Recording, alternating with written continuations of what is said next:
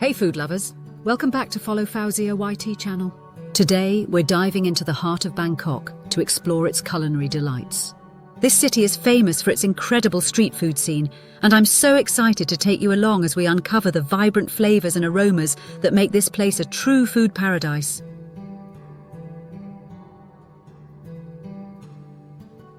As we stroll through the lively streets, you can't help but be captivated by the sizzle of ingredients hitting the hot pans and the delightful scents wafting through the air.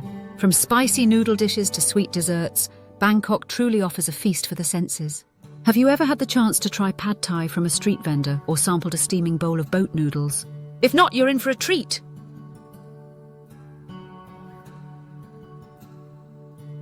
What I love most about Bangkok is the sheer diversity of flavors.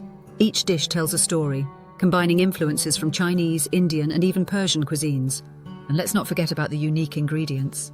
Here you'll find everything from fresh herbs like lemongrass and kaffir lime leaves to exotic fruits like mangosteens and rambutan. It's amazing to think about the variety and richness of local produce that goes into each meal.